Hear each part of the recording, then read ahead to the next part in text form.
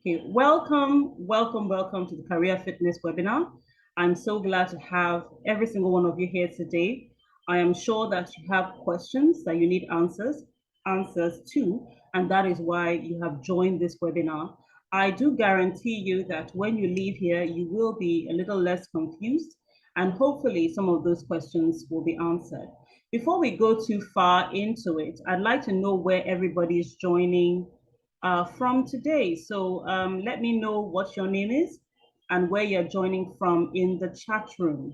I'm going to be tracking that to see so we can welcome you properly. So what's your name, your first name, or your full name, if that's what you'd like to do, that's completely fine, and where you're joining from. Can I have some responses in the chat room, please? Can I even confirm that you can hear me? I hope everyone can hear me. Am I audible? Yes, ma, I can hear you, ma. Good evening. All right, fantastic. Thank you so much for responding. Felicia, I believe that is. So let's have your name and where you are joining from. Okay, let's see what we have here. We have Afolakemi from Ota. I have Moturayo from Lagos.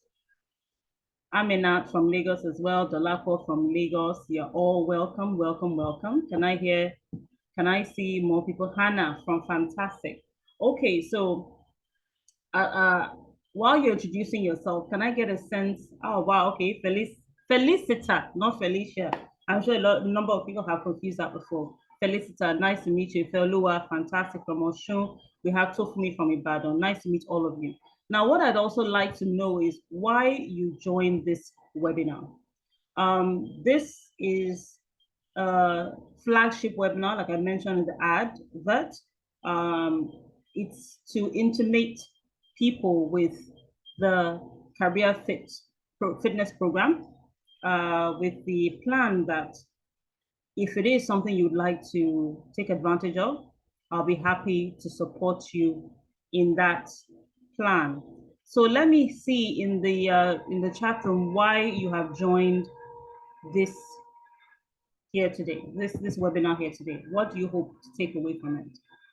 Let's hear from a couple of people before we get into it. So I'm looking at the chat room. Okay, people are typing, I'm sure. Welcome to everyone who's just joining us. Welcome to the CareerFit webinar. So let's hear from you, your name, where you are joining from, and why you are in this seminar room today. What are your expectations? What are your hopes? What do you want to take away from this session? Let's hear from one or two people or from everyone while you're typing, just something short. Let's know what it is, the reason that you are joining. Okay, so I have someone here. Okay, Daniel from Mowe. Okay, he's introducing himself to us.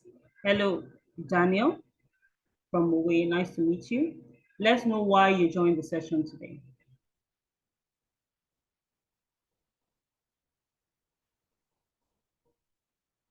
Okay, to get things moving, maybe you can get people to talk rather than get people to type, because typing does take time. So if you would like to tell us why, can I see your hand raised so that I can invite you to speak, and you can learn what you want to gain from this session.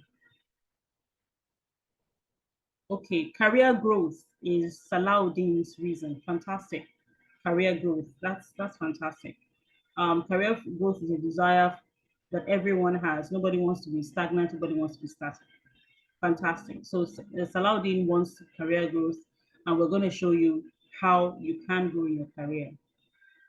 Blessing from Lagos is here because she's confused as to what career path to choose, and she hopes at the end of this webinar she'll be able to figure out what she wants and how to go about it. Fantastic. That is an incredibly great place to start for you, actually, Blessing, because sometimes that kind of makes us stuck, doesn't it? We're unable to make decisions with conviction. Instead, we tend to go with the flow or what seems good to us at the moment, which is not necessarily bad, but doing things with intentionality gives you some direction as to what your outcome will be, as opposed to doing things because it seemed to make sense at the time. Okay, have one more person. Let me just, yes. Tofumi wants to switch career paths to HR. So he thinks, he or she, I don't know which it is at this point, it's an opportunity to know which industry suits fantastic and how his personality and how to go about it. Kudirat from Ilorin. Hello, Kudirat. Hopes to get clarity on how to transition from one career to another as a middle management staff in the financial industry. And Jolakwa is maintaining growth and improving efficiency. Thank you all very much. Now let's get into it so that we can make the best use of our time. Now, let me just take a little time to introduce myself. My name is Oluwa Toyin Padiko, and I said from this seminar, you can call me your career fitness coach. Now, I am a medical student turned human resource professional after I discovered the connection between the natural abilities and career fitness and the negative consequences of a mismatch.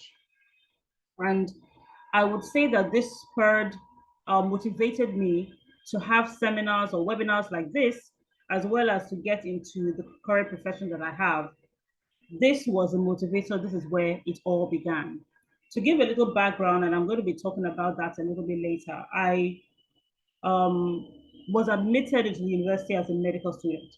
So I had some vaguely formed ambitions to be a doctor, because, I was quite smart in secondary school. I did very well, and in the sciences. And my parents thought, and I concurred because I didn't have any other convictions. I said, okay, medicine would be fine. But I don't know whether what exactly happened. But I think looking back at it, I realized that perhaps in secondary school, the way we were taught the sciences, somehow I was able to relate what I learned to the world around me. So because of those connections I was able to make, it's possible that that was the reason why I passed or did as well as I did. But by the time I got to the university, it seemed a little more abstract. These were concepts that I had no frame of reference for. And because of that, it all sounded alien to me. And so I went from the person who was doing so well in secondary school to someone who was not doing well at all in the earlier parts of my university career, so to speak.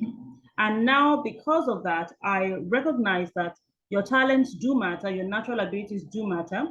And when you discover them and you develop your competencies through capacity building programs, you can leverage your knowledge and your discoveries to demonstrate your capacity in the workplace. Now, these are some of my certifications and qualifications. I also happen to be a certified career analyst, and it is some of that know-how I'm going to be employing in discussing career fitness with you today. Now, first of all, I'm going to share my story. I've already started that. I'm going to tell you a little bit more of it. Then what does it actually mean to be career fit? And I'm going to be looking at that in two dimensions. One is a career that fits me. So if you want to know how all those things we talked about, I think somebody in the chat room mentioned personality, something like a personality, how does that speak to what career you should pursue? And then fitting yourself for your career choice. Some of us who do discover on time what careers are best suited for us, follow a career path that just enhances our abilities.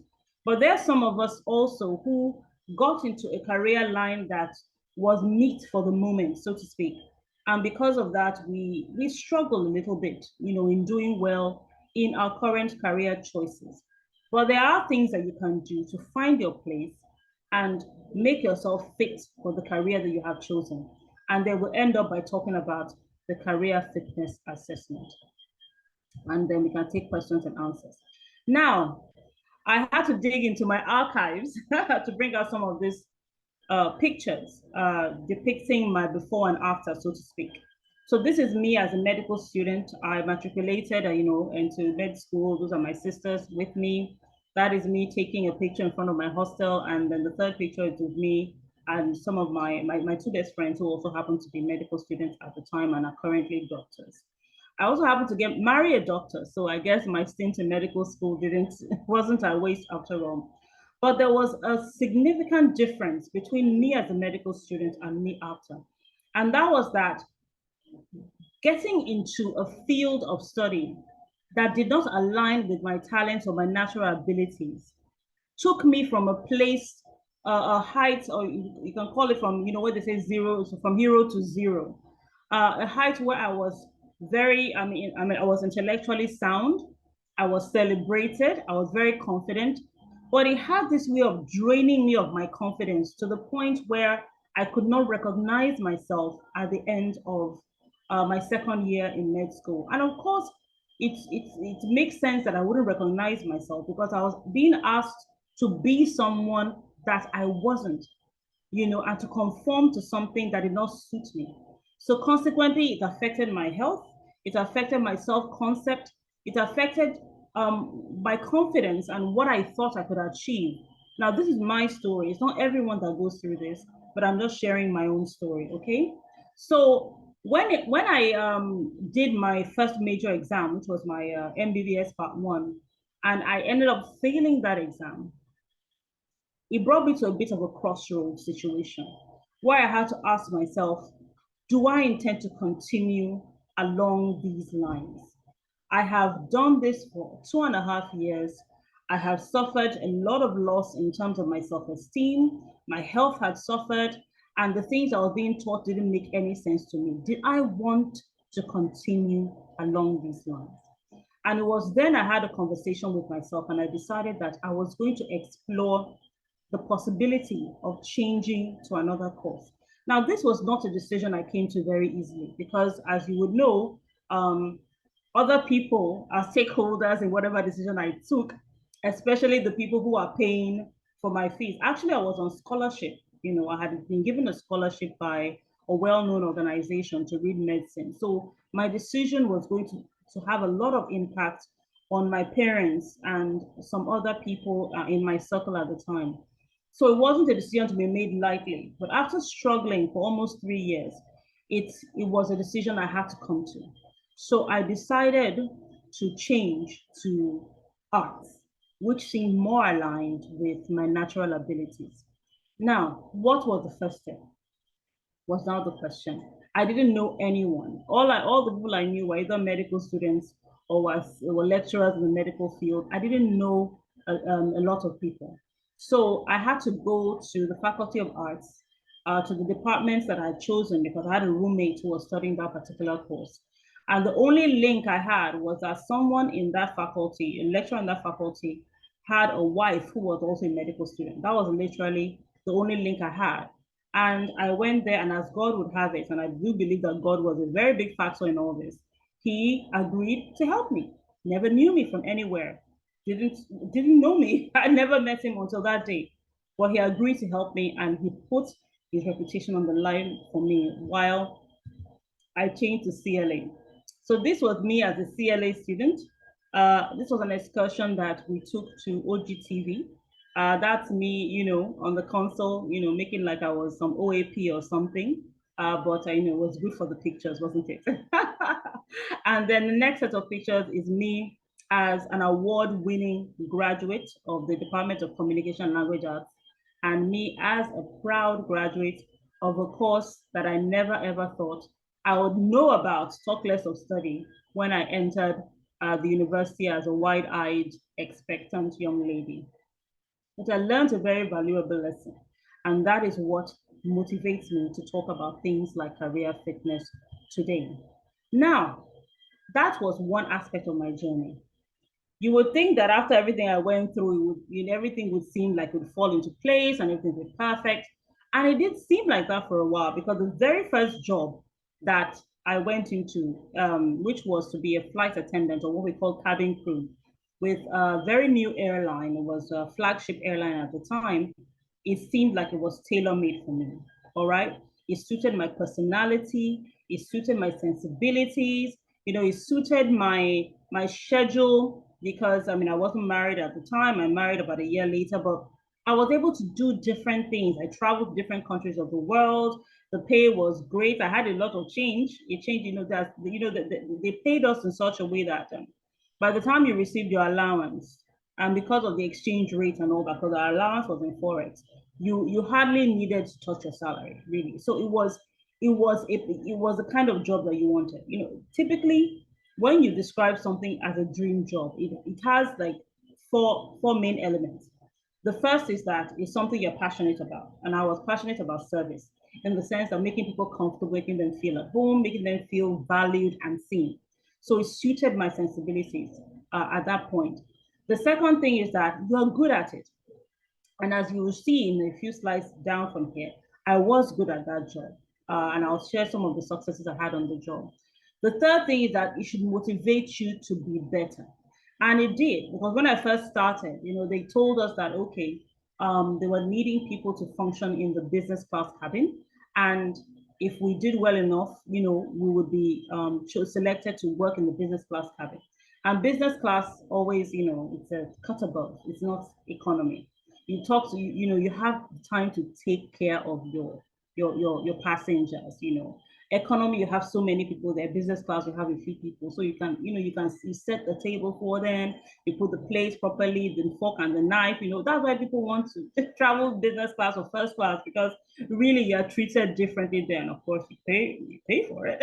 You pay for the service you enjoy, so I had the ambition and I wanted to get there. But I think that was one of the first indicators to me that maybe this dream job wasn't so much of a dream after all, because I couldn't see a future for myself beyond serving the business class cabin. Because, some people aspire to be flight service managers, what we call the FSM.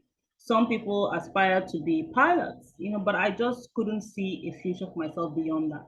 And so I think that was the first indication that something wasn't entirely perfect with this dream job of mine. I mentioned three things already. I said you have to be passionate about it, you have to be good at it, you have to inspire it to be better, and of course, the fourth one, which was inherent in my first statement, you have to be paid well to do. You something that has to pay you well, and that's what you call a dream job. So this is a few pictures of me in cabin crew training. They flew us to the UK. It just seemed like, you feel thinking about it now, I felt like, I feel like a separate person, like it was a separate person living that life. They flew us to the UK. We were there for about a month. Just training. They took us about. We had some different scenarios that we practiced. So it just seemed like a dream come true. The second picture is me with my colleague during cabin crew training in the UK. But then at a time, things changed. No, I told you that I'd come to another decision point where I knew that I didn't want to move beyond. I didn't want to really go that far in this job in terms of I didn't see a future for myself. But I was forced to take a decision when the company fell on hard times. And suddenly this company everybody was trying to get into, it became one that everyone was trying to leave. And it was at that point that I made a mistake that a lot of us career people do, is to take, that job that we call any job. It has no face, it has no features. It's just that job that you want to have so that you can say that you're gainfully employed, called any job. You don't look at it critically. You don't assess whether or not it's a fit for you. You just want to have the job so that you can have a job. And so I also took any job. And it didn't work out for me. While the previous one I was working at was such a fit for me, this one I eventually took was not a fit for me. I did not know anything about career fitness. I didn't think of anything called coaching or mentorship or whatever, asking anybody any questions. I just took independent decisions and it did not work out well for me. Well, there were a few twists and turns, and eventually I discovered that it wasn't so much about the job, but the value I gave to the job. Because before I entered into HR, I worked at about 2 or 3 other jobs that weren't fantastic, didn't fit as well as my first job. So I learned to focus on what I could give to the job and how I could get better by virtue of the job, despite the fact that it wasn't what I wanted per se. And decided, you know what, as long as I was adding value, the environment didn't matter as much. Can I hear from you in the chat room? Does anybody relate to what I'm saying? Sometimes let me ask first, how many of us have done the any job before? That job that you just got into because, you just had to work sharp, All right, Afarakem, I see you. You're curious to gain more insight into your career and action plans to put in place, how to balance your career path. Okay, we'll talk about that too. Let me see your hand up. Am I the only one that has taken any job before? You put your sound, or you have plenty career coaches, plenty mentors. Me, I've taken any job before. Tofumi is my person, Jare. She said, or is it she? I don't know whether he or she. Please, can you tell me so I can stop calling you the wrong gender? You know? Yeah, so because he knows what I mean. I see, still on the job, Seth, my brother. Is it my sister? I'm not sure which one it is. We'll get to that. We'll get to that. I see some people's hands up. Felicita as well. Yeah. Aha. Can you imagine insurance? I did insurance too. We are together. Well, I was HR though, but I was in the insurance industry. So Felicita, we are together.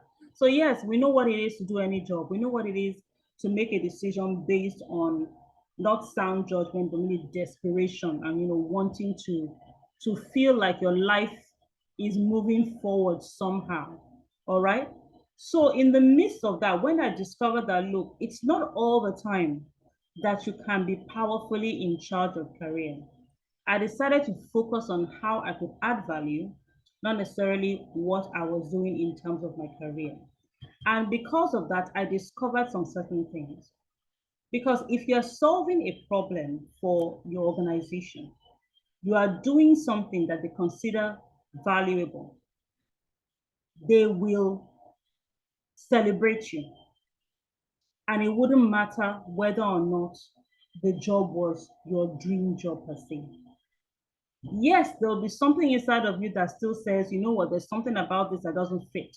Where it's like you're wearing clothes that are too tight for you or too loose for you.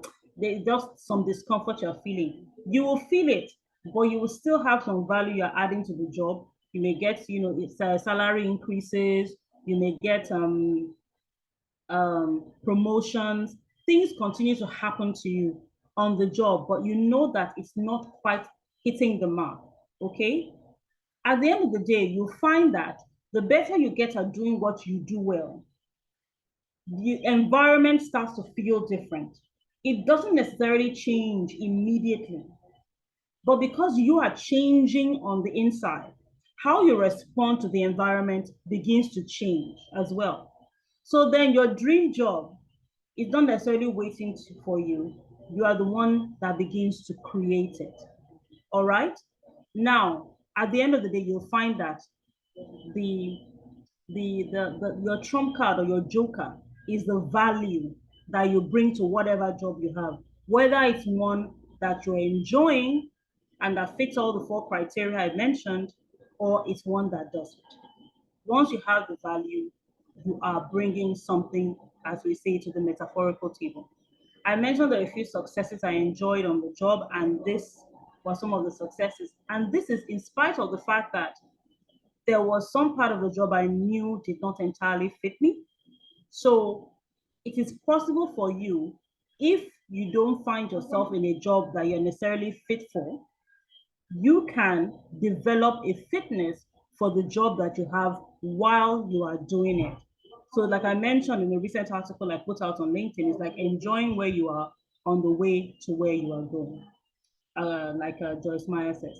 Now, what exactly do I mean by career fitness? And like I've said, I'm going to be talking about it in 2 dimensions. One, a career that fits you. That's one that takes into account your personality, your interests, your values, and then one that you fit yourself for. Now, the trick in this, it works for both categories of people. Those that are in a job that they enjoy and those are in a job that they're doing for now, on the way to the job that they want to enjoy, the career that they want to enjoy. Fitting yourself for your career choice simply means hacking into those attributes that you have that will add value to the role that you're currently holding. All right. And I'm going to be showing some attributes of some of your personality types that you can actually harness to add to the job that you're currently doing, so that even if it's a placeholder for the job that you want, you are still adding value and you're being recognized for it on the job. Now, typically, and this is just a rough overview, there's so many nuances in here, but I've just consolidated it to these 3 points. Every job starts with the business, right? And it could be in any industry. You can have your manufacturing, your consulting, your construction, medical, FMCG. It starts with the business. And I just found it interesting that when you even go to the Bible, you'll find that before God even created man, there were already other creatures on the earth that man was eventually given responsibility for. So there will be a business before they start bringing people into the business. But before they even start bringing people into the business, they have to design the work into tasks that are required to perform the job. All right. So if let's use HR, since I'm an HR professional, people are familiar with that particular profession. You want someone to manage your people. You want someone to manage training for your people. You want someone to inform you whether your people are engaged or whether or not they're being well paid. You want people to inform you how you can best utilize your people to achieve your business objective. So you create an HR department. That's what I mean by that. And then after that, you have the skills that are required for the work, which is what we call job profiling, which involves the tasks and then the requirements to perform those tasks, which include, of course, the personality and the attributes of the person who would be performing those tasks, right? I gave an example of the business of aviation that I was involved in, and we can take a look at this, but I'm not sure that we don't need to spend a whole lot of time here. But what I mean by the person specifications, for the particular role that I was holding, we needed things like excellent communication skills, attentiveness, customer service skills, stamina, empathy, cultural awareness, adaptability, and flexibility. Now, these may seem like easy enough terms, but you and I know that customer service is not, even though people think it's the easiest job because, when they think customer service, they think something like a receptionist, and they feel, oh, this person isn't doing a whole lot, they're just sitting there. And I guess quite a number of receptionists haven't exactly given the profession the best names. But when you recognize that it takes a certain type of person to understand that they're ambassadors for the brand that they're representing, it takes a particular person to recognize that they have to be solutions orientated to be a customer service personnel. You will know that it's not just everybody that can do the job. It takes a certain type of person, okay? And that is what determines career fit. Now, in terms of what made me fit for the role that I had, I wanted to ask which of these attributes would you say made me a good fit? But I don't want to dwell too much on that because I think that it goes without saying. At the end of the day, while all those attributes were important, one of the things we have to recognize about career fitness is that the stage of life you are as a professional matters a great deal. No matter how good your personality is or what your career interests are, nobody is going to offer an entry-level person the job of a mid-level manager, because there are things other than your personality and your interests that matter when it comes to managing people. Okay, so fitness, apart from the other things we'll discuss later, like personality and career that I mentioned, also includes the stage of career you are, the stage in the life cycle of your career that you are in. Because at each stage, you have different attributes that can be utilized to bring the best to the job. And this, I think, should be the first hack, I should say. As an entry-level person, for instance, there's some certain attributes you bring to the table, like energy, teachability. Because I was a young person, I mean, with my first job, they were looking more at the fact that I was teachable than whether or not I was an introvert or an extrovert or et cetera, et cetera, et cetera. All they were seeing was, this is someone who looks, physically fit, seems intelligent enough.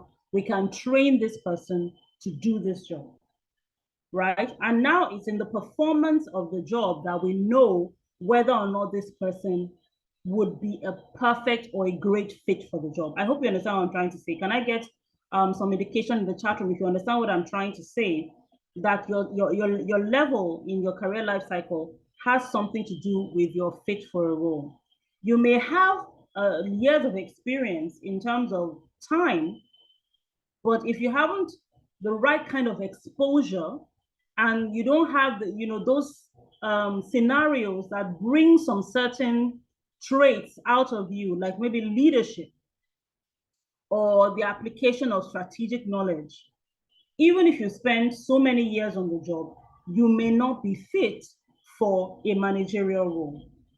Okay, so I wanted to establish that first before we get into the personality and all that type of thing, that your stage in life also goes a long way into what determines your fit for a role, a job, or a career. Now, let's get into one side of the two dimensions that I talked about, a career that fits you, knowing yourself. Now, we're going to get a bit technical, but please keep up with me. If there are any questions that you have, kindly put them in the chat room, and I'll attend to them, at the end of the session. Can you give me 2 minutes, please? There's a call that's coming in that I have to attend to. Give me 2 minutes.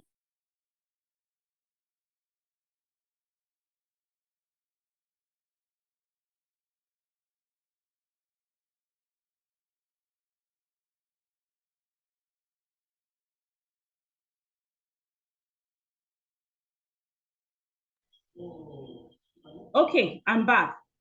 Let's move on. Thank you for giving me the time. I appreciate it.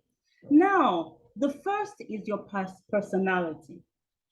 Now, the truth is that one of the beautiful abilities we have as human beings is that we are trainable. We're highly trainable. Now, the degree to which we're able to do the thing, or will I say the attitude or the heart that we bring into whatever it is that we are being trained on, differs based on personality and whatnot. But we are highly trainable as individuals, right? So really, if you have a person doing one thing for years and years and years, the person will get good at that thing, whether or not they're an introvert, an extrovert, etc., etc. I hope that makes sense, all right? But depending on your personality type, you might find that you are better suited to some certain types of jobs.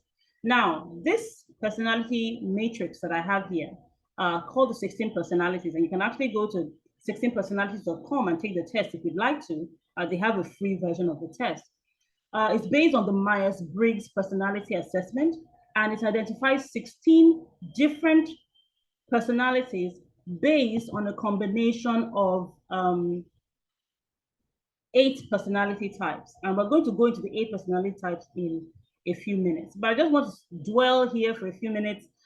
Maybe you want to take a glance and see which one of these do you think describes you the best. Just let me, I'm going to give you about a minute to go through to see which describes you the best. If you have another device, you can go to 16personalities.com, and maybe at some point during the question and answer, maybe you want to do the test and see which one of these 16 applies to you.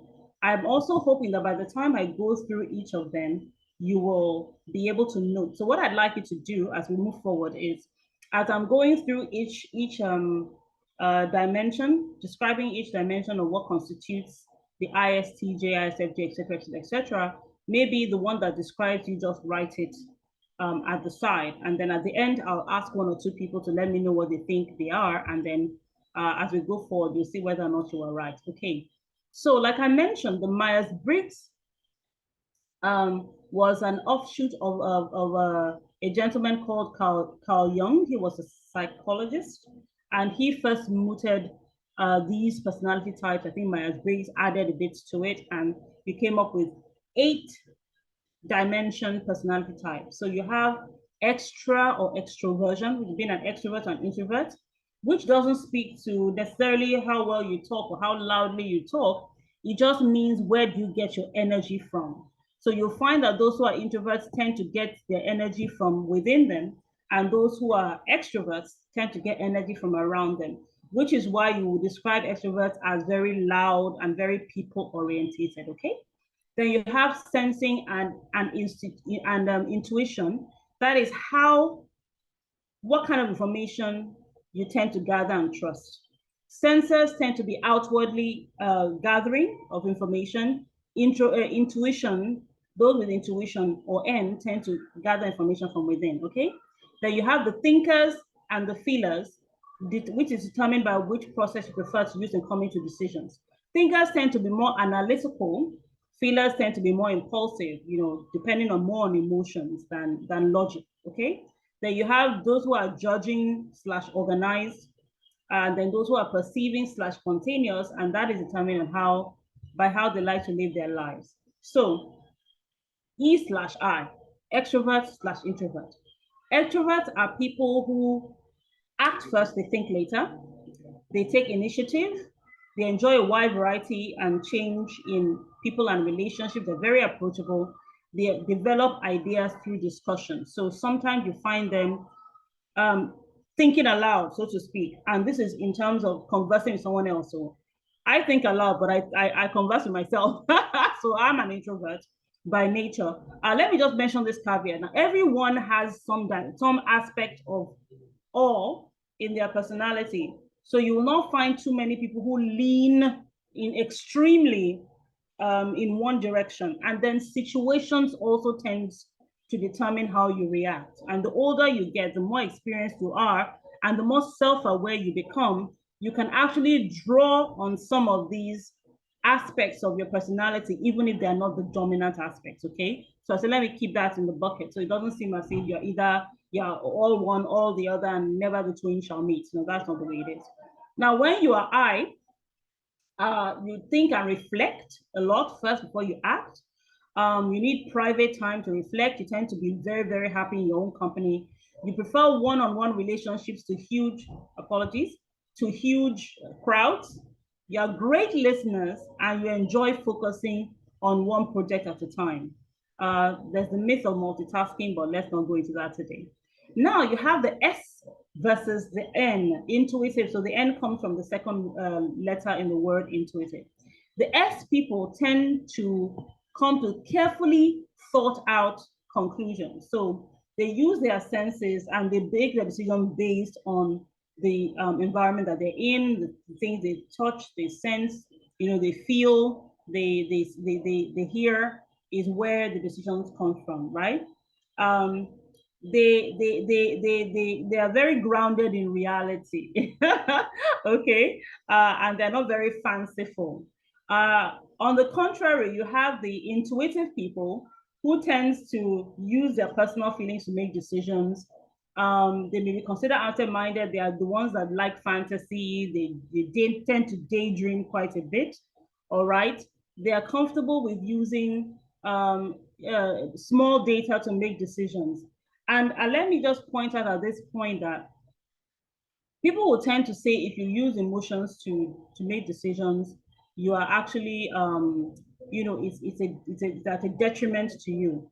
But you find that there are circumstances where you need to make decisions, but you don't have a lot of data. So if you're somebody who is comfortable with making decisions from little data, that is a valuable trait that you can use to make in those particular scenarios. Okay, so hold that in your left hand as we say.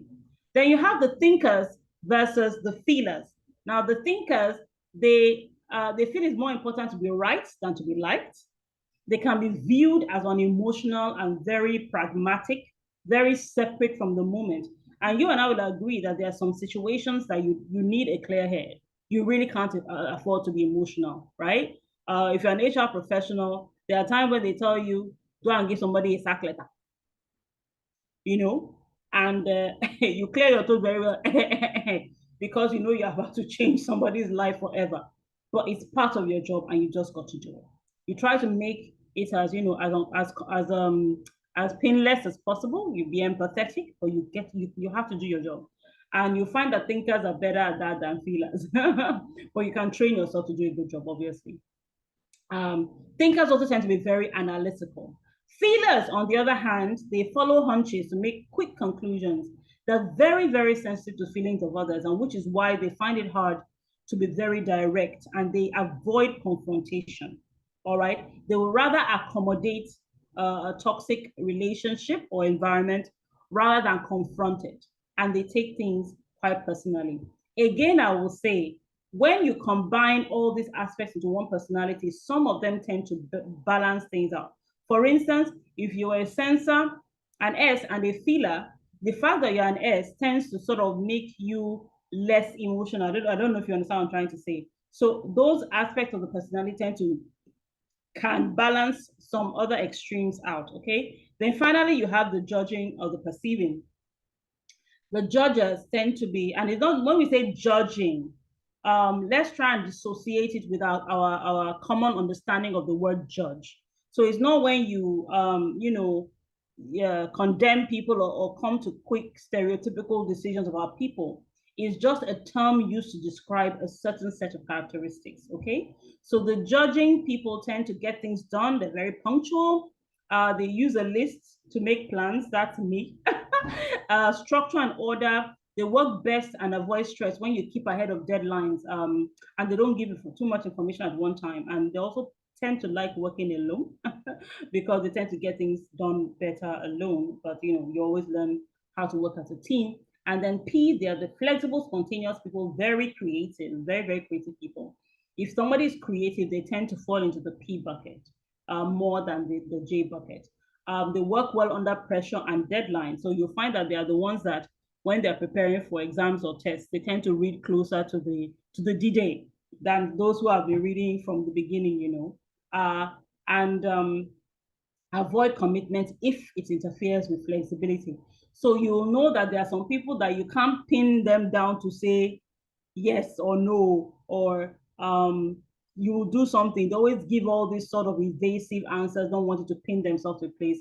Possibly they have a perceiving personality. So that's personality type. So we've seen the I, E and the I, we've seen the S and the N, we've seen the T and the F, and then we've seen the J and the P.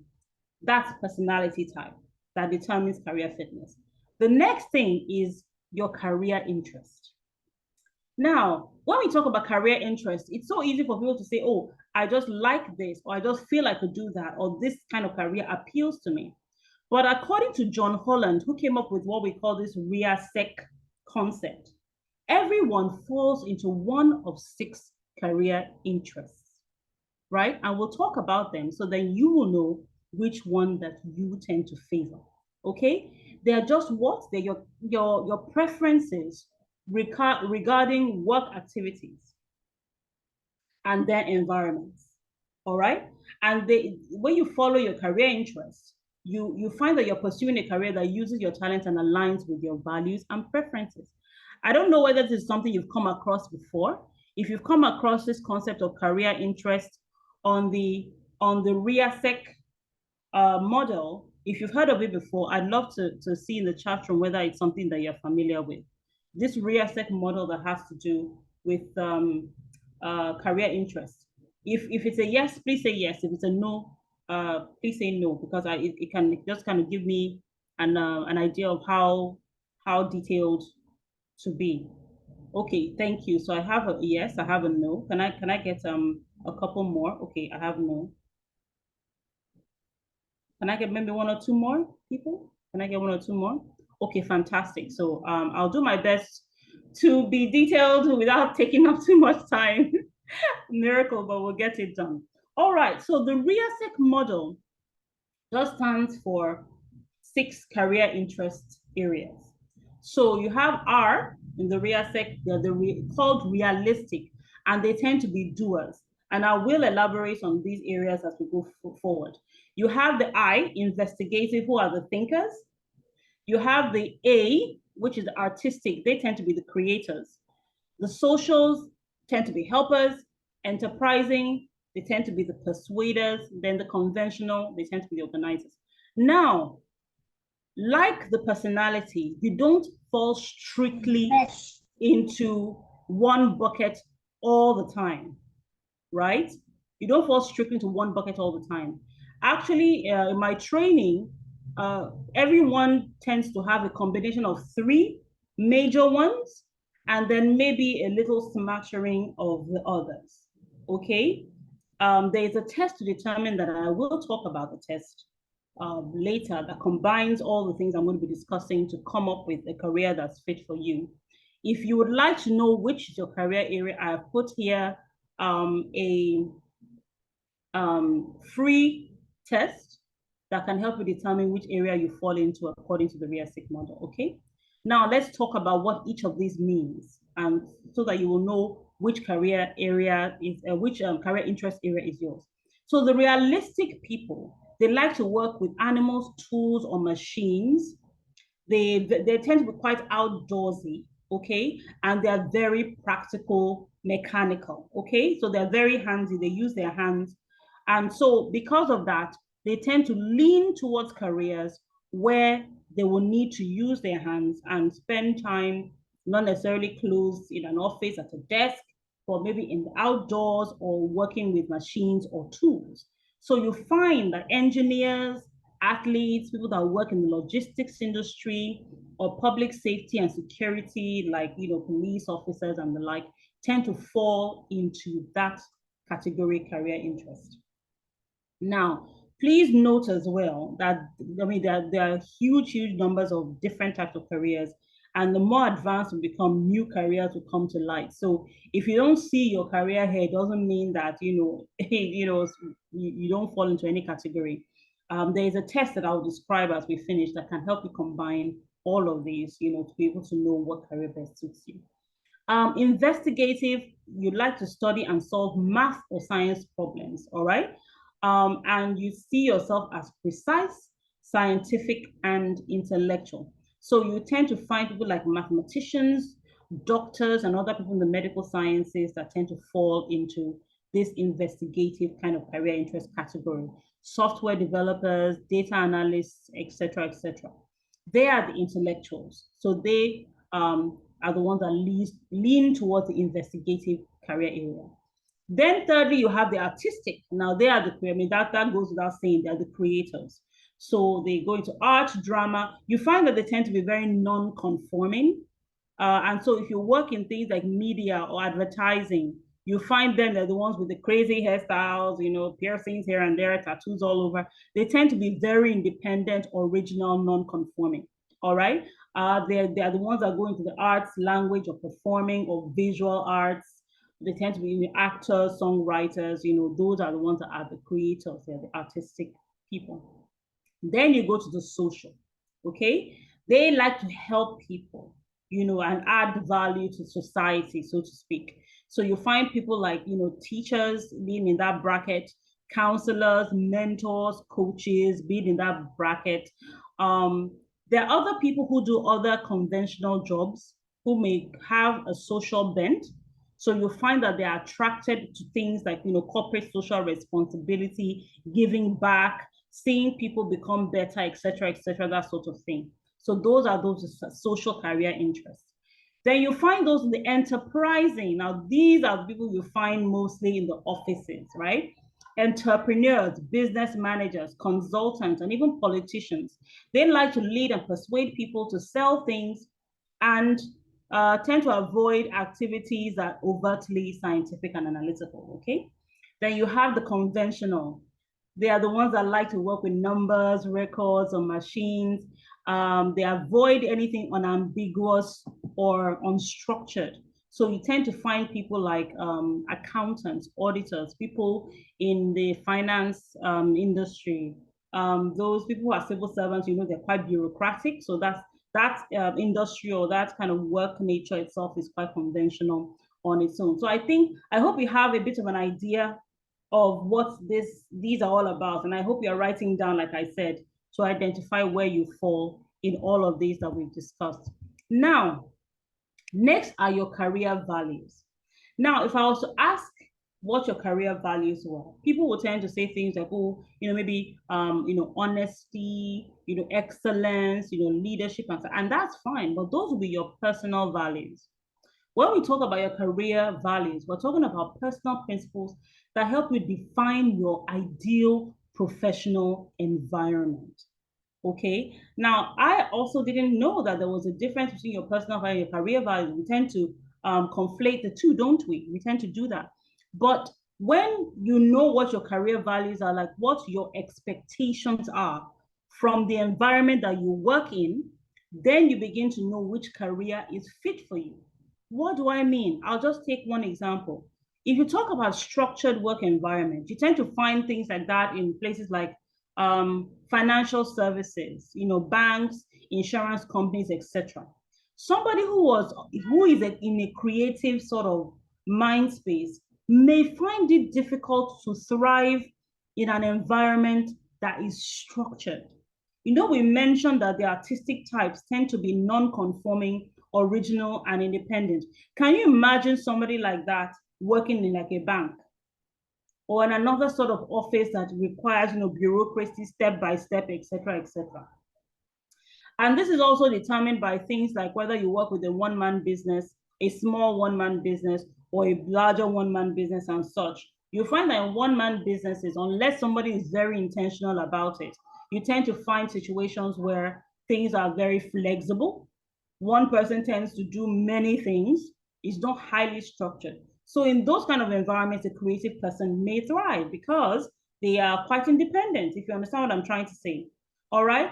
For people who like a creative work environment, you find a lot of that in your startups and your fintechs, even your tech companies. Let's say tech companies generally. People are buzzing. People are creative. People are solutions orientated. And so, if you enjoy that sort of environment, your career fit will be one that features in those sort of industry. If you're somebody that likes adventure, you may want to do what I did, maybe go into something like a cabin crew or being a pilot, something that lets you travel or do different things at different times. All right. That is a work environment that'll be suitable for you.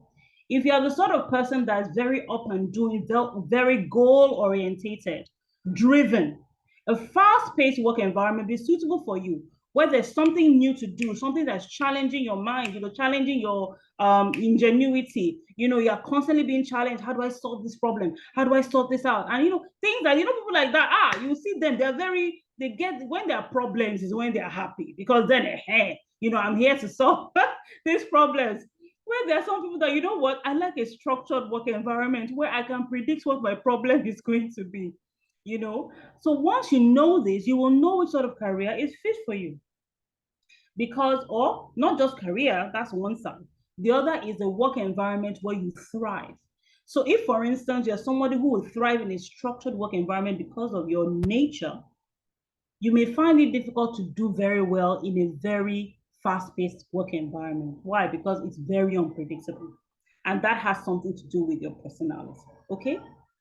Then there are those who work in places where, it's very social forward, NGOs and the like. And as long as they feel that they're making an impact in the world, they are happy, okay? Then there are people who like environments where you are learning something new, which is why you'll find some people don't actually mind working in consulting firms or one-man businesses. Why? Because you tend to do many things, including the job you're supposed to do, and you are learning different things. So you find that people are happy to work there, even though it's a one-man business. And you're like, one-man business and blah, blah, blah, blah, blah. You're like, I'm okay with it because I get to do many things. I'm learning all the time. And then the last career value is, independence. And that is in an environment where you are, I wouldn't say self-managed necessarily, but you have a lot of autonomy when it comes to your work. You don't have too many people looking over your shoulder asking you, have you done this? Do it this way. Don't do it that way. That kind of thing. I had somebody tell me once, if you think you're a manager, right? If you call yourself a manager and they tell you what to do, when to do it, how to do it, and what results to expect, then you're not a manager. So some people would love that environment where I have quite a bit of autonomy in what I do, and it's just minimal input from here and there. And that is the environment that they will thrive the most. Next are your skills and abilities, and I promise you I'm rounding up soon. Some of us are stronger in numerical abilities, with numbers, arithmetics, and such. Some are good with logical ability. I hope you're beginning to see what we are building here, the building blocks that put together what constitutes career fit for you. Because when you can identify all these things about yourself, because remember, we started with knowing yourself, isn't that where that's what we started? You begin to know what sort of career would suit you. And I'll tell you why that matters, especially when it comes to CV writing and interviews. You see, when you know that an environment is where you want to work, where it suits your personality, it suits the kind of person that you are, you are more confident in how you express yourself because the people that are listening to you will understand you. Do you understand what I'm trying to say? You're less uncertain and less insecure because you are in a place where the people who work there share similarities with you. And so there is a connection between who you are and how you behave, and then because it's the same sort of industry. I don't even understand what I'm trying to say. And of course, the more you know yourself, the more confident you become. So you have clerical and organizing skills, spatial visualization skills, which people who are highly creative tend to have spatial and visualization skills, great imagination, leadership and decision making skills. You'll find those who are in the enterprising career interest tend to have those skills, or those who are business managers. You have social and cooperation skills, which you will find mostly in those who have social career interests or have a personality type that is more social orientated. Then, of course, you have mechanical abilities in those who are more realistic orientated. Now, this is part two. We've talked about a career that is fit for you. You know everything and then you choose. And then you tend to choose right, so to speak. But then there's the other side where you didn't know everything. You made choices and you found yourself there.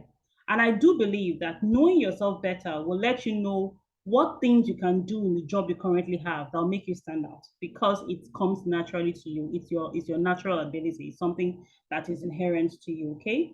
Now let's talk about fitting yourself for your career choice. And this is where we go into the VRIO concept. Now, a disclaimer from me. This is not an original concept that I developed. However, I am using it, or I'm applying it to career scenario. The person who developed it with the intention of having organizations assess themselves when they come into a new market, okay? And the V, the R, the I, and the O stands for different things. And I'm going to talk about that. And I'm going to be switching between two specific slides. I'll try to be fast because I am conscious of time. Now, the building block is the V, valuable. And what does that mean? It means that what you have, let's even start with maybe your first degree, is valuable to someone somewhere. Okay? So if you studied if you studied maybe travel and tourism, there is a place that is valuable, would be in that industry, correct? If you studied medicine, there's a place where that is valuable, which is the healthcare industry, correct? Whatever you studied, there's somewhere it is valuable. Now, if for some reason you happen to study something that is not valuable to anyone, it means that by the time you graduate, you're already at a disadvantage. And that's what we call a competitive disadvantage, okay? I wanted us to see what I meant by valuable is knowledge, skills, or attitudes that is valuable to someone or in some sector or industry, okay? You can identify what those valuable things are and the industry where they are valuable, because knowing that will help you know where to focus your search. Now, if you are a tech-oriented person, for instance, that's valuable in almost any industry, really. If you have great communication skills, that's valuable in every industry, but it's almost a requirement. In fact, most jobs is a requirement, but especially for when you are maybe mass media advertising, okay? Microsoft Excel in finance and accounting, you know that what you have is valuable somewhere. That's the first level. So if you have something that's valuable, you have competitive parity. I hope you can see my cursor here. So when you don't have something that's valuable, you're at a disadvantage. You graduate with your mates and you already don't know where you're going to be at. But I'm going to add this too, because this concept follows a particular trend. However, a first degree in almost any discipline nowadays may be okay because people know they're going to have to train you. And when I say that with every sense of responsibility, because I find some young people graduate from the university with a degree and they think that the degree is all that they need. If they are training you, they're not teaching you ABCO, which means that you should still have things like computer skills, ability to interact with people, interpersonal skills, good communication skills. You still have those. What they are training you to do is the job at hand, not how to be the right person for the job, or not how to be the kind of person that someone would want to employ. So I want to make that caveat. So when I say they will train you, it's not like you don't have to know anything. All right. So when you have something that's valuable, you are at least at par with all your other people, which is what we call competitive parity, where you're all at par. All right, that's the V. Now we move to the next step, which is the R. If you have a V and you have no R, yes, you have parity, but that means you are one of many. So you have to look for a way to stand out. And that is where we get to the R of things. And what does R mean? It means rare, but not rare in that, oh, a pink diamond is rare or the Mona Lisa is rare. It simply means it's uncommon among your peers. Knowledge or skills that you've acquired that are rare among your contemporaries. So for instance, if you graduate from school and you already have maybe like your CIPM or your ICANN, or you've already achieved some level of professional qualifications, and you, as a graduate, you know that when you start working, you are going to be like a bit of a hot cake, because we are employers, and I'll tell you, we always want to get more for as much as we can for what we're able to pay. So if you are able to offer that, you have something that everybody doesn't. So you see, you're able to stretch your neck a little bit above the crowd, like Saul did, in Israel. He was the tallest person, etc., etc. So people tend to want you, and that's where you have a temporary competitive advantage. Why is it temporary? Because if you rest on your odds, people will catch up with you, essentially. All right? But it is an advantage that will work for you. So you are valuable, you have something that is not common. Then, to set yourself a little bit more above the pack, we move to the I, which is inimitable. Inimitable simply means not easily copied, right? A unique talent or a privilege. All right. It could be an inherent talent. There are some people that are just very good at things. You just see them and you wonder, wow, I mean, how does this guy do it, or how does this girl do it? The things that make no sense to you just make sense to them, and you just, look at them in awe and wonder in the office. All right. They have that unique talent, or even a privilege. It doesn't have to be a talent, it could be a privilege. So for instance, if maybe you've won like a scholarship or a fellowship with a brand, maybe you have the KPMG said come and work with us for 3 months or something while you were still in school or just out of school, that you had some internship with some big brand. That is something that is not easily copied. And that automatically makes you more appealing as a candidate than people who don't have what you have. All right. Or it could be your network. So if you're part of a social entity like Toastmasters or Rotary Club, and you have access to all these highly placed individuals, they can either give you a foot up when it comes to setting you up for a career, or, because you know them, people like banks will say, all these people in this place, because come and bring their money to our bank, and it makes them want to hire you. I hope you understand what I mean. Please, can you tell me if what I'm saying, I tend to get very excited when I'm talking about this. Can you tell me whether are we together? Am I speaking something that makes sense to you? Are there light bulb moments that are coming up now? Let me see you in the chat room, please. Yes, fantastic. Thank you so much. Felicita, it's like you're my new best friend. I think additional to attend. Oh, fantastic. Thank you all very much. I'm very, very excited to see that you're following me and you see where I'm going. You see how you may have been shooting yourself in the foot for so long, that you have all these beautiful abilities or attributes that you're not taking the right kind of advantage of. Okay. So we've talked about V, we've talked about R, we've talked about I. So if you have all three, but you don't know how to use them to your advantage, which is what the O, the organize, stands for, then you have what we call an unused competitive advantage. Now, it is when you know the value that you have, you know where that value is going to work best in, and you take the necessary steps to connect you with the place, the organization, the people, where what you have that's valuable, rare, not easily copied, will function the best. That is when we can say you have a sustainable competitive advantage. And the beauty of this is that it works whether you are in a career that you love or you're in a career that you just found yourself in because of the circumstantial decisions. You can still thrive in your career. Isn't that amazing? Right? Yes, at the end of the day, the fulfillment might still escape you for a little bit, but you don't have the added burden of doing badly in your career, because now you know how you can best combine the things that you have that will help you to thrive, despite the fact that you are still on the way to where you are going. Now, I'm going to introduce you to the career fitness assessment.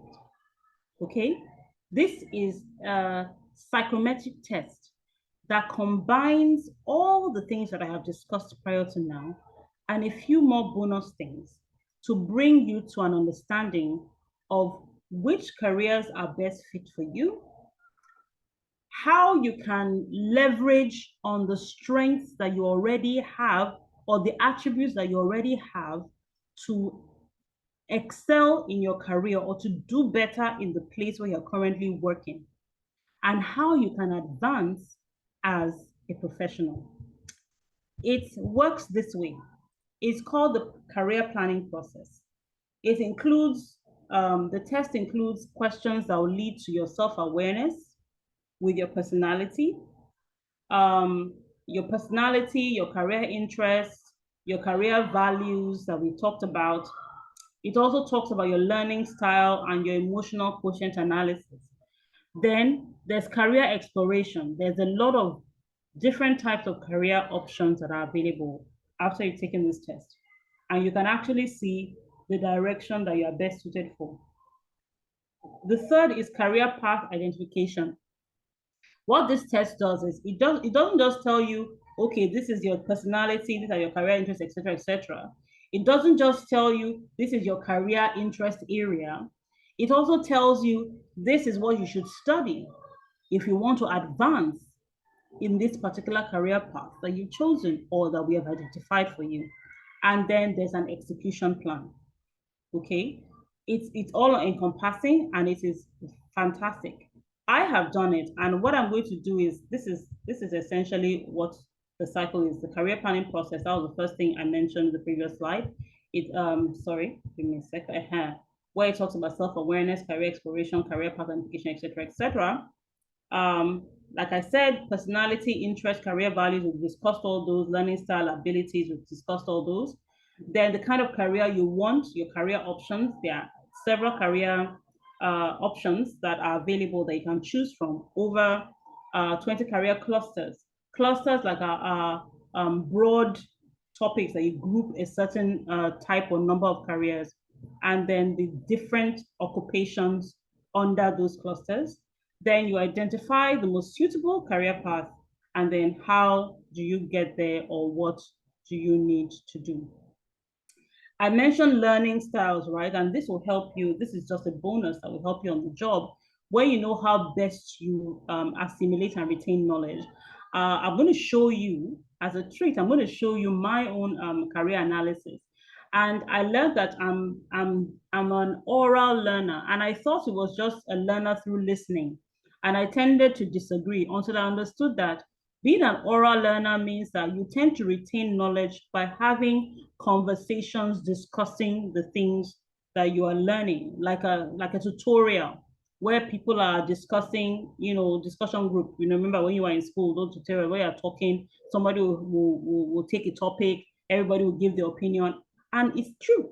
That's the best way I learn, and that's the best way that I retain knowledge. And that I'd forgotten about that, because I tend to do a lot of writing now. But when I remembered, I said, yes, I like working discussion group. And that was actually what helped me a little bit when I was in med school, though it didn't, the fact that I wasn't interested kind of killed that joy, but it did help me to have some hope while I was waiting to know what to do. Then I also talked about emotional quotient analysis. It tells you where you rate in each of these areas, and even gives you an idea of what to do to get better. So I said I was going to share a sample with you. Let me see if I'm able to share that alongside this. So I didn't want to go out of this. Let me see if I have it here. Okay, guys, you're going to give me a second. I'm going to stop sharing for now so that I can I can get that for you. If you have any questions, it's be a good time to ask those questions while I'm getting this document for you. Does anyone have any questions they'd like to ask? You can feel free to unmute and ask a question. That's completely fine. And I can answer one or two questions as we round up, because this would be the last thing I would like to show you. Does anyone have any questions?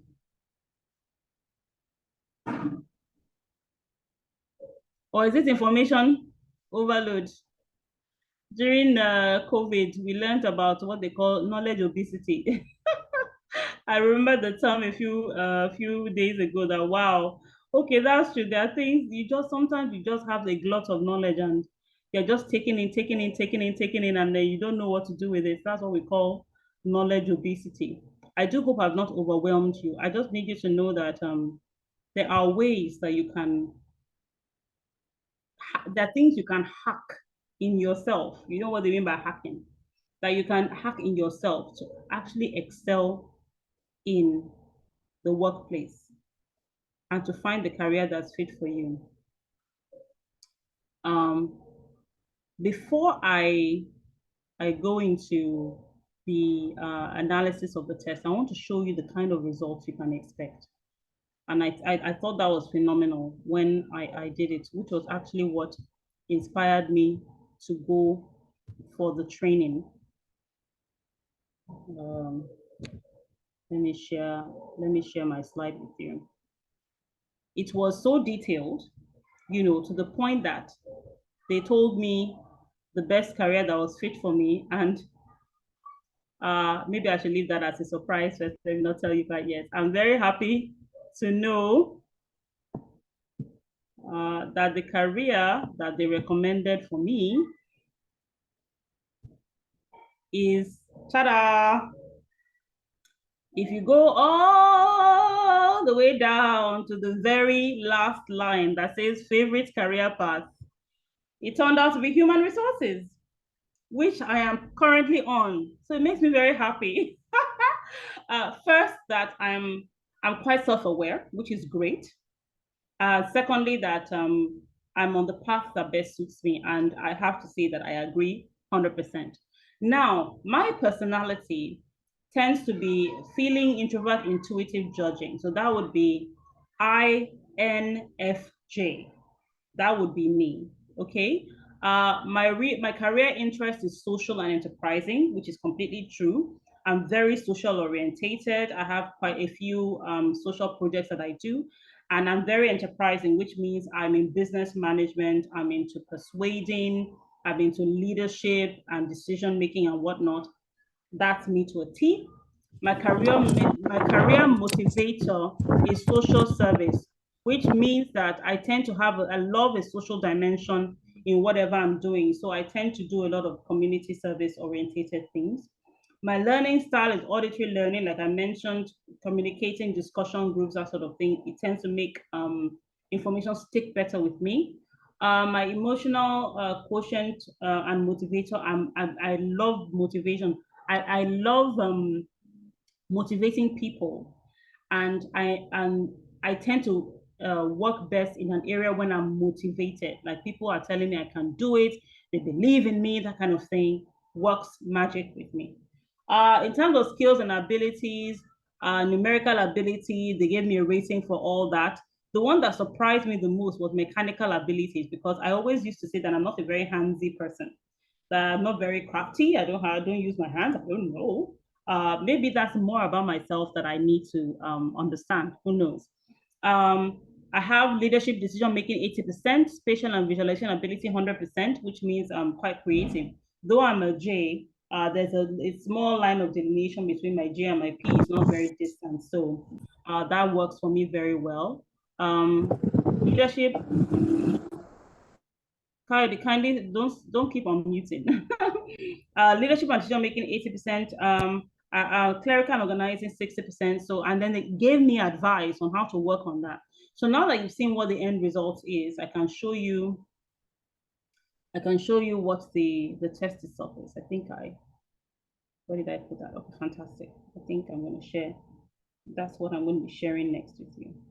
Okay, I believe we can see, correct? Can we see, please?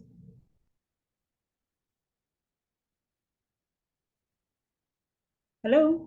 Can I see in the chat room? Can you see what I'm sharing? Yes, we can. Fantastic, awesome. So this is me. Let me hide some details about myself. All right, so first of all is my profile. One of the things the test asks is to know what stage you are in so that they will know the kind of questions to ask you. I am at the methodical stage, which means that I have quite a bit of information. I have a good idea of my career options and my career path, but I want a concrete plan to achieve my goals. All right, so that works very well for me. So this was extremely helpful for me.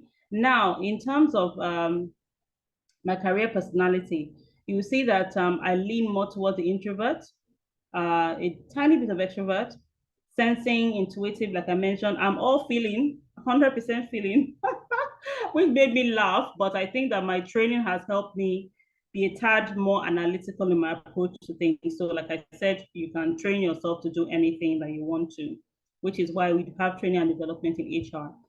Then they describe each aspect of your personality, the positives of those aspects of your personality. So you have the I and the E, how you prefer to focus your energy, like I mentioned, how you grasp the process, the information, etc., how you make decisions, etc., etc. Then they tell you about your strengths. So my strengths, I'm creative, insightful. I'm a bit of a perfectionist. I'm closing my eyes a little bit. I hope you can't see me close my eyes. Yes, I am, but I promise you I have it under control. I am not like I used to be. I'm born again. It's the perfectionist side of things.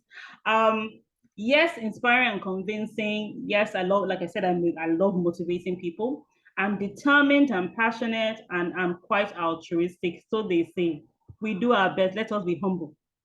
Now, this is our career interest. Remember, I told you about the RIASEC career interest types. According to the test, I'm highly socially inclined, which I mean wasn't a surprise to me because I know that I am. Yeah, enterprising, like I mentioned, conventional, artistic, investigative, realistic, zero.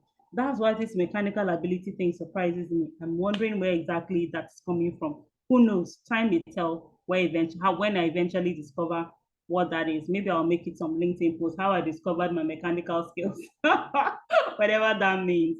But it could be an indicator of anything else. It could be maybe how I think or how I interact with people in my approach, because it's psychometrics, it's psychological, it could mean anything really, because these are questions I'm answering.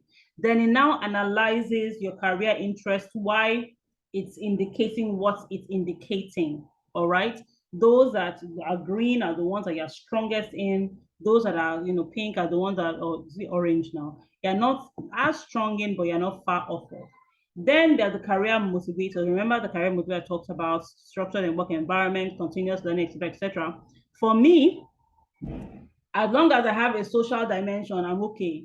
Every other career motivator, I can function well in most work systems or work environments, is what it says. Wow, I mean, I'm happy to learn that, because sometimes I've found myself being stressed in certain environments. But I recognize now that it's not so much about the environment as it is about maybe the personalities. And once I'm able to identify how to relate with those personalities, it was less stressful for me to function in the environment. So that worked very well for me. Then my learning style, auditory, like I said. Kinesthetic is just immersive learning, where you're part of the learning system. So you tend to forget less. And read and write, yes, I tend to read and write quite a bit. And then they explain all these learning styles, what they mean, how it happens, etc., etc. And then they tell you how to improve. You can see here, learning improvement strategy. So they give you tips on how you can improve your learning abilities, where you have a little bit of a weakness. They give you tips on how you can improve. And then my EQ type, you will know I said I'm a feeler, F. So managing my emotions are things that I'm learning very strongly. I pay a lot of attention to it because I know that I can be very emotional, which makes me maybe train myself to not make decisions in a hurry if I can afford not to. Or I bring somebody else in that I know is more logical or more of a thinker than a feeler. And I say, guy, I need your help here, or please, I need your help here. I suspect I may make an emotional decision. This is a situation. What are your thoughts? Right. So I gave myself that check and balance to make sure that I don't go, because when you're a leader, you can't afford to make emotional decisions. Another thing you can do if you're somebody who works on managing emotions, is take a step back. Don't make a decision quickly if you can avoid it, right? And think about it a bit, run it by someone else, like I said, before you make a decision. Then they analyze your EQ and give you tips on how you can improve. And all this, if you take them take them in hand and you actually do something about them, you'll find you are improving all these areas. Then my skills and abilities, I mentioned that too. It tests all that, so you know where you are strong in, and you can actually use this and your work. So let me give an example of how I use my visual and my visualization ability to do my work. So the office I work in, we have number of employee engagement activities quite often, to engage our employees. And so you have to be creative in how you do these things. You don't want them to be repetitive. You don't want them to be boring. So you have to think about something else. So I'm able to just, imagine and think about what else we can do. So that enables us to sort of have a very flexible and creative, the words that I want to use are not coming to my mind. Like have variety. It's not stoic. It's not the same. It's different. So that tends to help. When I'm approving maybe flyers or advertising content for our employee engagement activities, it helps me to be able to do that. So all these things, if you have those attributes, that can be very valuable to you on the job once you understand what your strengths are. There's a book called Strengths Finder. I forget who wrote it. Well, if you get that book, Strengths Finder, it guides you as to how to identify where your areas of strength are, and then you can leverage that to do great on your job, whether it's one that you love or one that you are doing on the way to the one that you love. Career clusters. Now, this is where it tells you which industries, based on your results, you tend to function best in. So for me, education and training, it would be my best place. Then you have media and communication, which helps because I work in media. Then human service, business management. There's a whole library where you have all these career clusters and the different work natures that are aligned under these career clusters. All right. So what this is telling me is that I have those that are optimal for me and others where I can do well in. If you notice number 5, hospitality and tourism, this was my first career. I worked in aviation as cabin crew, which was hospitality and tourism.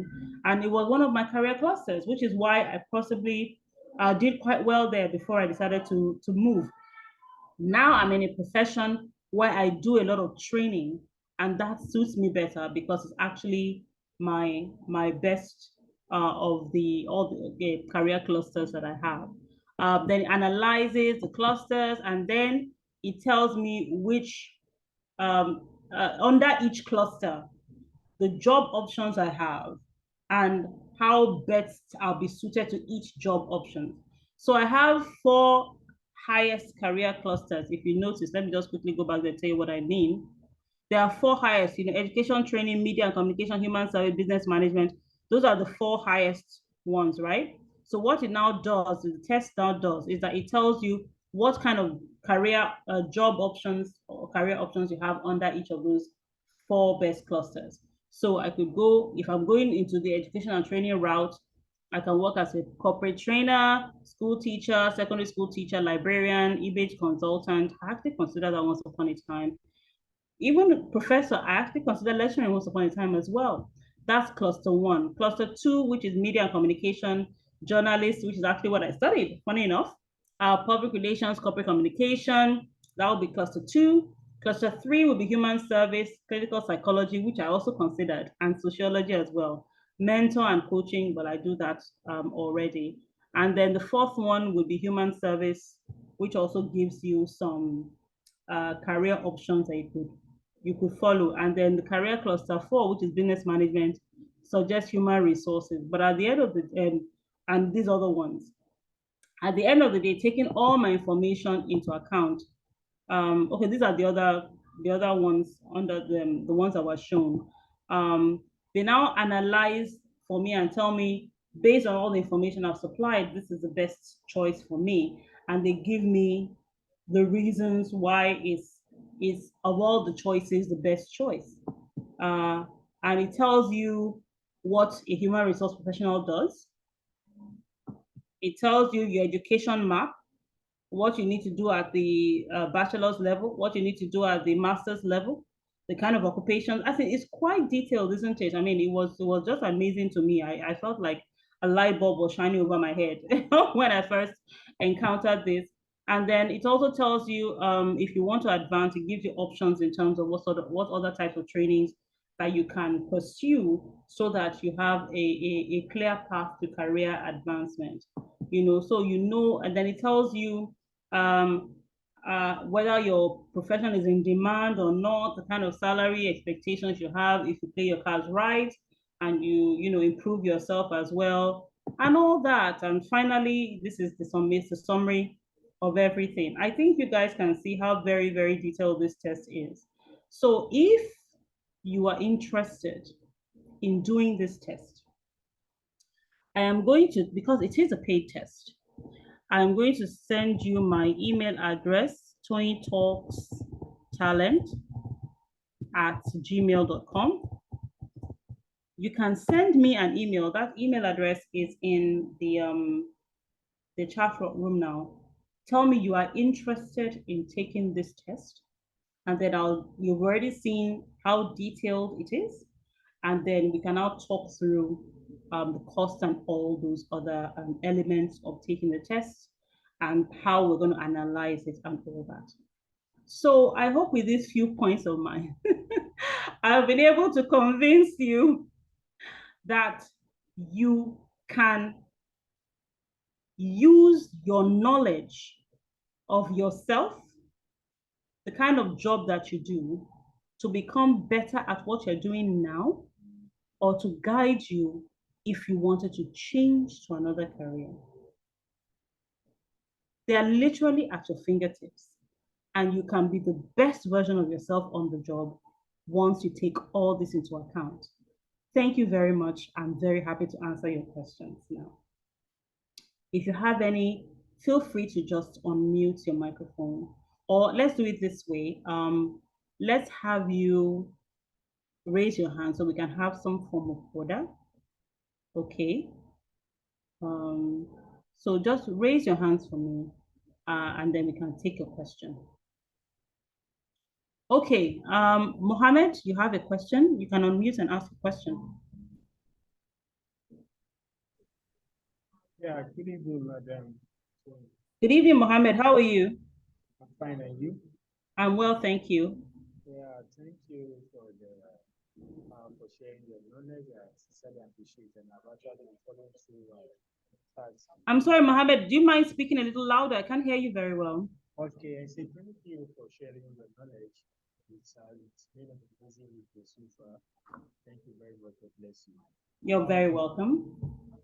The question is, I actually sent that question earlier in the chat. That is it very good that someone just reply a rejection, a job application rejection letter? Or rather, that is where the question. That's my question. Thank you. Ask again. You said, is it very what? Is it good that you reply a rejection, a job rejection? Okay, you responded to the rejection emails. What you're saying? Yes. But it depends on what you said. What did you say? I was just like, okay, thanking you. was it for the recruiter for at least reaching back to me, and as well appreciating the fact that I was considered in the first place. Then lastly, I was just like, okay, I'm still very much interested in the organization and its mission, and they're looking forward to this future opportunity that I can.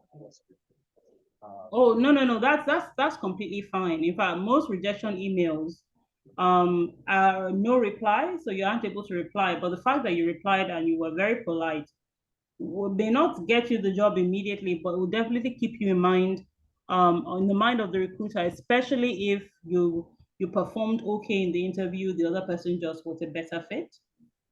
They might even call you and tell you, you know what, I know of an opportunity somewhere. Are you available to take advantage of it? They may actually throw work your way or keep you in view in their database. So it's not a bad idea at all, especially if you're very courteous and you present yourself as being open to learning and to positive feedback. That's fine. I think that's exactly what I've done. Exactly. It's fine.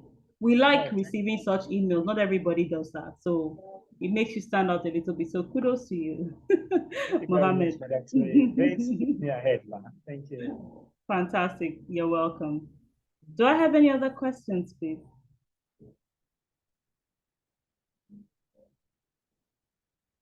Okay, so I'm going to assume I don't have any questions. Like I said, I've shared my email address with you. If you, okay, I have another question. Oh, Coyote has a question. Coyote, go ahead, unmute and ask your question.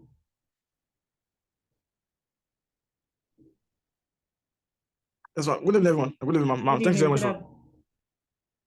for this platform, for this opportunity. So,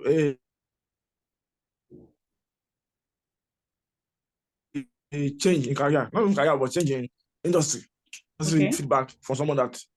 So I got the feedback from this today, and about we used to particular system. Sorry, Coyote. I'm really sorry. Your audio is breaking up. Yeah, I can hear you, but the audio breaks up. Maybe go ahead, and I'll see whether I can catch what you mean. So what I said was that I'm about to change industry. Okay. And I'm feeling scared. I'm changing industry. I'm changing location. I'm changing states. To precise. So I'm feeling scared. How do I do? And of course, I'm going to survive. I'm going to do what I have to do. But how do I get this fear of how would I actually survive in this kind of system? A very big system, a very robust system, a system where that has more security than mine. When I say security, not job security, but that is tighter than the one I do. How do I get over that feeling? Because I had that feeling today. Feeling of transitioning to anything. Well, first of all, let me say congratulations to you. I mean, you've achieved a goal that quite a number of people, possibly on this call, are hoping to achieve as well, which is to change career advancement, so to speak. So congratulations to you. So the feelings are very, very natural. I mean, you can't even avoid it. No matter what stage of career you are, there's always that, oh, how is it going to be? Are they going to accept me? I think the best thing I can say is that go there determined to be the best you can be. Accept that things are going to change. If they are good changes, embrace them.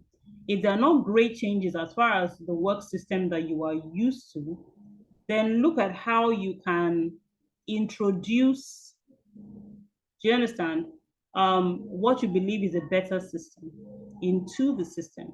But don't go there with any mindset that, oh, I'm just coming here to, change everything. The same way you don't like change. Not everybody likes change. But I can tell you that it's only in the beginning that you're going to feel a little anxious. By the time you work there for a bit, you wonder what you were worried about. Okay.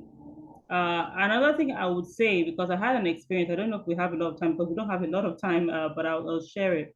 One of the things that happens when you move into a new place is that you carry with you the system that you are used to, that has worked for you and that possibly made you a bit of a superstar. and you want to replicate it in that new environment so that you would achieve similar results.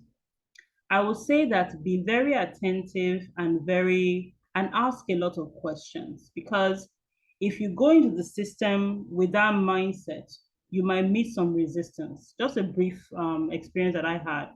When I moved from a previous job to another previous job, like I said, I was a bit of a superstar. I was like the right-hand woman of my boss in the previous place. So by the time I got to this new place, I thought, okay, I'm here to show them what I'm made of. And I jumped into work, very eager to show myself as a superstar. A few weeks later, I was called by my new boss and I was told that the MD was considering asking me to leave. And that, I mean, I was shocked. Me? It's like I look to the left and to the right. It's like, are they talking to me? Me, superstar employee. How? Why? And I don't, all it was that I had not taken time to adapt to the new environment. In the old one, I was used to being very decisive because my boss left a lot of things in my hands. But in the new one, I had two people who are in my reporting line that I had to run my decisions by before I could take them. And so I was this like a loose cannon. I was going all over thinking I was being proactive, when in fact I was communicating that I didn't want the input of my superior officers. After that conversation, I got in line. So what I would say is that ask a lot of questions about what the expectations from you are. Ask your colleagues, ask your manager, how would they like you to do this? This is your typical approach. Is that okay with them? You know, that sort of thing. And if they look like they're a little bit, why are you asking so many questions? They're like, you're just cautious. You don't want to come here with a mindset and at the end of the day, put them off because it's like you're doing something that is not part of their new culture. Do you understand? So be open, be observant, ask a lot of questions, and before you know it, you will smile when you remember how you felt before going there. It will be fine. Your feelings are normal. Embrace them. It's not an indication that things will go badly. It's a natural feeling when you're changing from something you've known and you're used to something else. Okay. Hi, I hope that helps. Thank you, ma'am. I appreciate your vote of confidence. Yes, ma'am. Thank you, ma'am, for the vote of confidence, ma'am. No, I'm sure you'll do well. And of course, you know that we're here to support you. All right, everyone. I think with this, we've come to the end of this session. Oh, did you want to say something else, Kayode? Ma, I just want to say thank you for the role you played in it. Okay. So now they know that I know you from somewhere. Anyway, guys, so we've come to the end of the session. I do hope you gained a lot of value from it. I have put my email address in the chat box. You can reach out to me by email. If you are interested in taking the test, please reach out to me and we'll have the conversation. Somebody asked me if the recording will be available. No, it won't be. This is proprietary information. Like I mentioned, it's my career fitness program. So I'm not going to throw it out into the world, so to speak. But you can reach out to me. I think I have a connect with me. Give me a second, let me share that. I have a connect with me flyer, the slides to share. Let me see, I think I have it here somewhere. All right. All right, so this is how you can connect with me and all the areas or forums or fora that you can connect with me on. And I will answer your questions. I'll do my best to answer your questions, but it is proprietary information, so I'm not going to be sharing the recording. I do hope I've attended to everybody. Let me quickly take a quick glance at the chat room. Okay, I don't see any questions. Fantastic. So have a great weekend, everyone. I do pray that by the grace of God, you will come to that point where you experience fulfillment in the career of your heart's desire. So at this we come to the end